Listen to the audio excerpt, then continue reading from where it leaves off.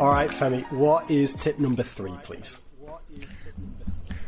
Okay, so tip number 3 is teach in small chunks and fool kids into doing lots and lots of work. And this is it's especially important in the initial stages of the year. So this comes from, I would say, and I've got no data on this, right? But I would say that I think that the number one reason why teachers across the country get frustrated in maths lessons is that they, during the practice part of the lesson when the kids are working, teachers are trying to circulate the room, and you see this all the time when you're going to reserve lessons, and they're having to do two things at once. They're having to try and correct maths, and they're having to also try and keep kids on task. So they go over to one pupil, and it's like, all right, Tom, no, x times x is x squared. You put 2x. All right, okay, thanks. All right, boys, turn around, please. I've said to you already. Right, what's that bottle doing? Get that bottle. And actually, no one wants to do that. And it's one of the reasons what makes teaching just really tiring. Doing that all day, 5 lessons a day, 6 lessons a day, is really tiring. And it probably happens more in tougher, in inverted commas, schools. So the way that I actually first got interested in maths from my uncle was he used to get little scraps of paper and he would set me 5 questions to do on a bit of paper. This is when I was like 8, 9 years old. And he'd send me off, go and do those. And I'd go back to him and I'd say, right, I've done them all. And he'd go, right, number 1's right, number 2's right, number 3's right, 4's wrong. Right, 3 out of 5. Okay, have a go again. And I'd go off again. And when I started teaching, I sort of thought, why can't we bring that kind of dopamine hit that you get as a child doing a couple of questions and find out whether they're right or wrong? Can we bring it and use it on the wider scale? So often with more tricky classes or classes that haven't got a really strong work ethic, I use that model. So I will teach them something and I will give them 5 to do plus an extension. Then I will go through those 5 and they'll get instant feedback on how they've got on with lots of cold calling, lots of questioning. Okay, I think you've got that now. Now 5 on something else. And then I'll go through those and then 5 more on the 2 things combined.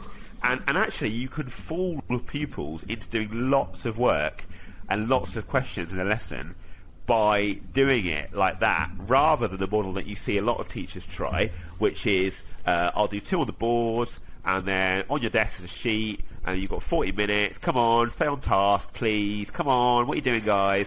And actually, I think you need to sometimes fool kids into working hard. So the model that I've described, I wouldn't advocate using for the whole year. If you came into my class in December, I wouldn't be doing that so much anymore. But in those early lessons, you can fool people into doing lots of work. And you know you've cracked it, because they'll say things like, is that in a lesson? I can't. Look how much work I've done. I've done more this year in less than in the whole term. And that's what you want. You want them to do loads and loads of practice. So it's teaching in really, really small chunks. So I'm just going to get a tissue from here. I've tried to...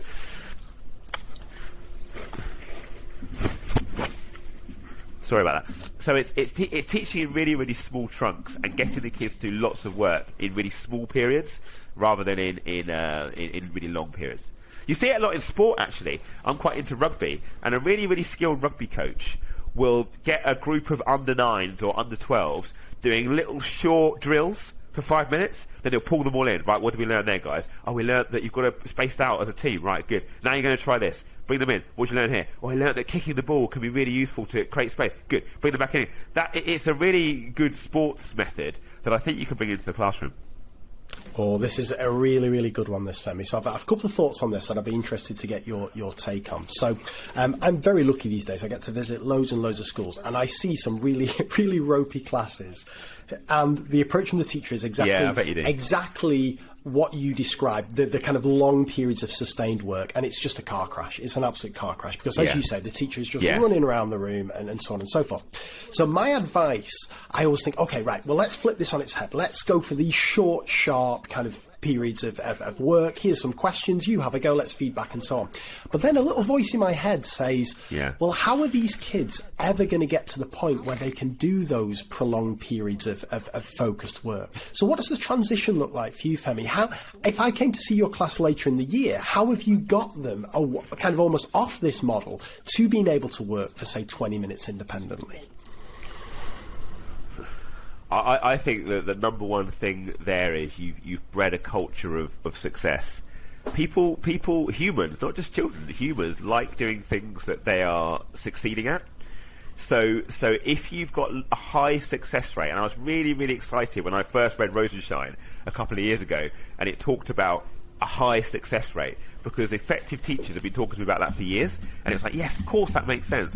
So if you've got a background of them having a higher success rate on these little mini sections of work, that if you came later on in the year, they would be doing mixed sheets, working for 25 minutes, 35 minutes, because the culture in the room is one of quiet, study, independent on the whole, practice. And they've got used to doing that in your classroom of M1 or M9 or whatever it is. So suddenly, when you're asking them to do a worksheet for 15 minutes, well, we always work quite hard and quite quietly in Mr. Button's class. So, of course, I'm not going to start walking around the room or chucking a pen or being rude or shouting out or getting my phone up, because we never do that in here. You've trained them. But I think it's a mistake to think they're going to do that in September. And I know the other mistake teachers make is often classes will do that lesson 1 or 2 in September, because they've been off for 6 weeks and they're quite pleased to be back, and it's a new teacher they don't know, a new NQT or someone they haven't met before, and it's a new class, they're in a different room, sat with someone they don't really know that well, and they will kind of work quite quietly.